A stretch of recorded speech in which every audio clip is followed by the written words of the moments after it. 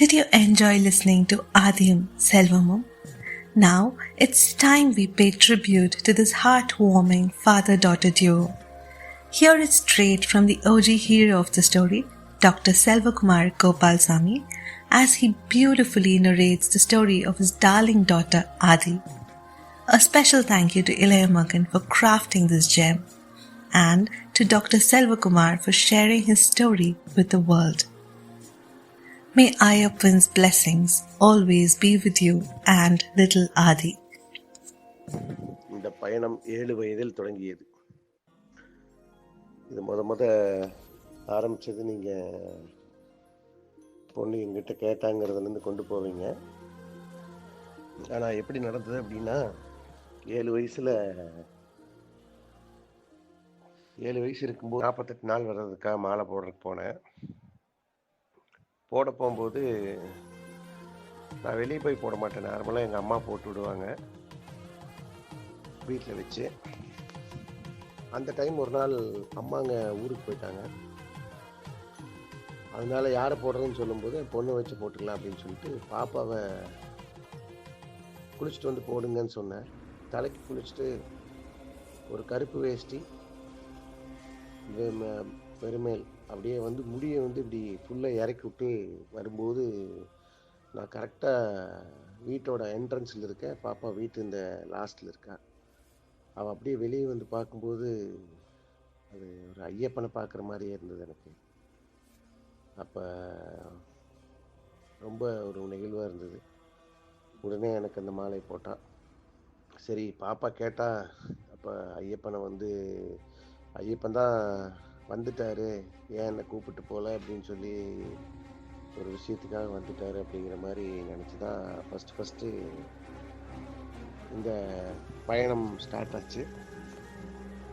முதல் வருடம் 7 வயதில் 48 நாள் விரதம்.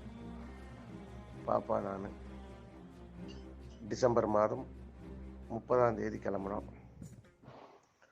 அப்புறம் 30ஆம் தேதி கிளம்பி பயங்கர க்ரௌடு. போகிறோம், சாமி பார்க்குறோம். சாமி பார்த்துட்டு கரெக்டாக திருநடையிலேருந்து வெளியே வரும்போது ஒரு நம்பூதிரி அவள் கையை பிடிச்சிட்டு கூப்பிட்டு போகிறார். கூப்பிட்டு போய் லெஃப்ட் சைடு போனோடனே பாப்பாவுக்கு தலை மேலே கை வச்சுட்டு இது ஆசீர்வாதமெல்லாம் பண்ணிவிட்டு பிரசாதமெல்லாம் கொடுத்துட்டு திருநீரெலாம் வச்சு விட்டு அனுப்புகிறார். இந்த திருநீர் வச்சு விட்டு அனுப்பிட்டு வெளியே வரும்போது பாப்பா வந்து ரொம்ப ஹாப்பி. பக்கத்தில் இருக்கிறவங்கெல்லாம் நம்பூதிரியெல்லாம் வச்சுருக்காங்கன்னு சொல்லும்போது பெரிய ஹாப்பி. அப்போ அந்த கோயிலேருந்து வரும்போது நிறையா பேசிக்கிறாங்க. 18 டைம் வந்தால் குருசாமி அப்படிங்கிறதெல்லாம் பேசும்போது, என் வயசில் வர முடியாதுல்ல, என்னை ஒரு 18 டைம் கூப்பிட்டு போங்க அப்படின்னு சொல்கிறான். சரின்னு சொல்லிட்டு அந்த டைம் அதுக்கு மேலே எதுவும் பேசலை, கிளம்பிட்டோம். அடுத்த ஒரு வருடம், அடுத்த டிசம்பரில் தான் அடுத்த பயணம். அதே மாதிரி 48 நாள் விரதம், அதே மாதிரி மலைக்கு போகிறோம். இந்த தடவை மலைக்கு போகும்போது ரொம்ப நேரம் வெயிட் பண்ண வேண்டியது இருந்துச்சு. எல்லாம் வெயிட் பண்ணி சாமி பார்த்துறோம். சாமி பார்த்துட்டு மறுபடியும் அதே இடத்துலேருந்து ஒரு இது, என்னை 18 டைம் கூப்பிட்டு போங்கன்னு. அப்போ திருநடைக்கு முன்னாடி அந்த கம்பம் இதுகிட்ட வந்துட்டு 18 படி பக்கத்தில் அந்த இதுகிட்ட வந்துட்டு, சரி ஐயப்பன் ஆசி இருந்தால் கண்டிப்பாக உன்னை கூப்பிட்டு போகிறேன் அப்படின்னு சொல்லிட்டு இவர் மனசு வைக்கணும் அப்படின்னு சொல்லிட்டு கிளம்பியாச்சு. இது 8வது வயசு அவளுக்கு. அடுத்தது இந்த 9வது வயசு அப்படி வரும்போது அவர் கிட்டத்தட்ட வந்து பார்த்திங்கன்னா ஒரு வருடத்தில் நம்ம இந்த 8 வயசு ரன்னிங்கில் இருக்கும்போது 7 தடவை கூப்பிட்டு போனேன் ஒரே வருஷத்தில். அடுத்தது 11 முறை கூப்பிட்டு போனேன். இந்த மாதிரி பயணங்கள் போயிட்டு இருந்துச்சு. இதில் நிறைய சுவாரஸ்யமான விஷயங்கள் நிறையா நடந்திருக்கு. இதில் எனக்கு சோதனைகள் நிறையா நடந்திருக்கு. இதில் இந்த தொடர்ந்து 2 தடவை கூப்பிட்டு போயிட்டு அப்புறம் நெக்ஸ்ட் இயரில் நான் போகும்போது எனக்கு ஒரு அடிபட்டுருச்சு, ஆக்சிடென்ட் ஆகிடுச்சு. ஜூன் மாதம் அந்த மாதிரி இருக்கும்போது ஒரு ஆக்சிடெண்ட், நல்ல பலத்தாடி. அப்போ வந்து நான் இந்த 18 டைம் கூப்பிட்டு போகிற விரதம் கெட்டு போயிருமோன்னு நினச்சிட்டு, நான் அடிப்பட்ட இடத்துல கூட விழுந்த விதத்துல கூட என்னை இவ்வளோ தடவை நீ கூப்பிட்டு போகலான்னு நினச்சினேன், நீ இப்படி பண்ணிட்டீங்கன்னு சொல்லிட்டு ரொம்ப ஃபீலிங்காக இருந்தது. ஜூன் 3 அடிபடுறேன், ஜூலை 10 திருப்பி ஏறுறேன். நல்ல ஃப்ராக்சர்ஸு, கண்ணு கையெல்லாம். பட் இந்த விரதத்தை விடக்கூடாது, பொண்ணோட ஆசையை விடக்கூடாதுன்னு சொல்லிட்டு கஷ்டப்பட்டு எப்படியோ நடந்து போகிறேன். மறுபடியும் இதே மாதிரி நடந்து ஆரம்பிச்சிட்டோம். அடுத்தது வந்து பாப்பாவோட 18வது முறைக்கு போகும்போது கூட மக்கள்லாம் வரேன்னு சொன்னாங்க. தீபாவளிக்கு முன்னத்த நாள் அது, வராமல் விட்டாங்க. நானும் பாப்பா 2 பேர் காலையில் காலையில் இருந்துச்சு, காரில் கிளம்பி 2 பேர் போய் தரிசனம் பண்ணிட்டு 2 பேர் போயிட்டு இருந்தோம். இந்த 24 ஹவர்ஸில் நான் மட்டும்தான் ட்ரைவ் பண்ணேன், பாப்பா பக்கத்தில் தூங்கிட்டே இருந்தேன். பட்டு அது நான் எப்படி போனேன், எப்படி வந்தேன், எப்படி கார் ஓட்டிகிட்டு வந்தேன், டயர்டு இல்லையா, எதுவுமே தெரில.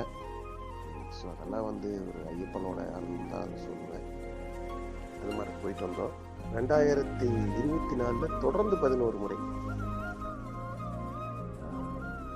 பிப்ரவரி டு டிசம்பர் கண்டினியூஸ் விசிட், தொடர்ந்து 11 முறை. இப்போ தொடர்ந்து 11 முறை போனது வந்து பாப்பா தான் வருஷத்தில். அது யாரு, பாப்பாவை புல்மேடு வழியிலையும் கூப்பிட்டு போனோம், அந்த காட்டு பகுதியிலையும் கூப்பிட்டு போனோம். அப்புறம் நெக்ஸ்ட்டு வந்து பார்த்தீங்கன்னா இடையில அதுலேயும் எனக்கு ஒரு மறுபடியும் காலில் ஒரு அடிபட்டு இருந்துச்சு மறுபடியும். பட் அந்த அன்னைக்கும் கூட நான் ஸ்கிப் பண்ணவே இல்லை, கூப்பிட்டு போகணும்னு போயிட்டேன். இப்படியே எங்கள் ஜேர்னி போகும்போது ஒரு 23வது முறை செல்லும்போது பாப்பாவுக்கு கையில் அடிபட்டுருச்சுங்க, ஃப்ராக்சர் ஆகினா 15-20 நாள்லையும் போனோம். அதுவும் போனோம். 25 டைம் அந்த அச்சங்கோயில், ஆரியங்காவு எல்லா ஸ்தலத்துலேயும் போயிட்டு 25வது முறை போகும்போது பயங்கரமாக இருந்தது. அவள் வந்து வைராக்கியமாக எடுத்து கீழிருந்து ஒரு இருமுடியை வச்சது, வர செருப்பு போடல, மழை புயல் எல்லாமே இருந்தது. அவள் சொன்ன விஷயத்தை அவளும் காப்பாற்றினா. போய் கடவுளை தரிசிக்கும் பொழுது அவள் கண்ணீர்லாம் பார்த்தீங்கன்னா கண்ணில் கண்ணீர் பொங்குது. 1 மணி நேரம் பயங்கரமாக அழ ஆரம்பித்து சாமி பார்க்குறான். சாமி பார்த்துட்டு கோயிலுக்கு பின்னாடி வரோம். வந்துட்டு அப்பா எனக்கு அழுகாச்சு வரல அப்படின்னு சொல்கிறான். ஏன் அப்படின்னு கேட்குறேன். அழுது கண்ணில் தண்ணீர் இல்லை அப்படிங்கிற ஒரு வார்த்தை சொல்கிறான். இதெல்லாம் போகுது. நைட் அரிவராசனம் பாடுது. நான் பாப்பாவோட ஞாபகார்த்தம் என்ன பண்ணேன்னா ஒரு சில்வர் செயின் ஒன்று வாங்கினேன். ஸோ அதை வந்து கொடிமரத்து முன்னாடி நான் பாப்பாவாக நினச்சி வாங்கியிருக்கேன். ஸோ ஒவ்வொரு முறை அடுத்து பாப்பா 50 வயசில் வர்ற வரைக்கும் அந்த கொடிமரத்தின் முன்னாடி பாப்பா கிட்ட இந்த செயின் தான் என் பொண்ணு, நான் ஒவ்வொரு தடவையும் வரும்பொழுது என் பொண்ணும் இங்கே வந்து உன்னை தரிசனம் பண்ண வருவா அப்படின்னு சொல்லி ஒரு செயின் வாங்கினேன். அந்த செயினை வந்து எனக்கு அவன் போட்டு விட்டு நைட் ரூமுக்கு போகிறோம். அழுது ஒரு மாதிரி அவளுக்கு ஃபீவர் வந்துடுச்சு. மெடிசன் எதுவுமே இல்லை, தண்ணியை குடிச்சிட்டு சாமி நினச்சிட்டு படுத்துட்டோம். மறுபடியும் நேராக கணபதி ஹோமம் பார்த்துட்டு சாமியெல்லாம் பார்த்துட்டு பிரியா விடை கொடுத்து கீழே கிளம்பி வந்தோம். அதில் வரும்பொழுது கூட அதில் ஒரு பெரிய ஒரு மகான் மாதிரி ஒருத்தர் இருந்தார். அவர் ஒரு நெத்தியில் அந்த கருஞ்சாந்து போட்டு வச்சார். அதில் கூட ஐயப்பனோட உருவம் தான் தெரிஞ்சுது. இந்த 25 முறை செல்லும் பொழுதும் ஒவ்வொரு முறையும் ஒவ்வொரு சோதனை, ஒவ்வொரு நிகழ்வு, சந்தோஷமான நிகழ்வு, மழை புயல் எதோ வந்திருக்கு. ஆனால் அந்த 25 முறையும் கடினமாக நான் வந்து போனோம் அப்படின்னா ஒரே ஒரு குறிக்கோள், என் பொண்ணோட ஆசையை நிறைவேற்றணும் அப்படிங்கிறது மட்டும்தான். இதுக்கு கடவுளோட அனுகிரகம் எல்லாமே சேர்ந்து தான் இது நடந்தது. இது ஒரு மிகப்பெரிய சாதனை அப்படின்னு சொல்கிறத விட ஒரு பொண்ணோட ஆசையை நிறைவேற்றினேங்கிற ஒரு மன சந்தோஷம் வந்து வாழ்க்கையில் எனக்கு என்றைக்குமே இருக்கும்.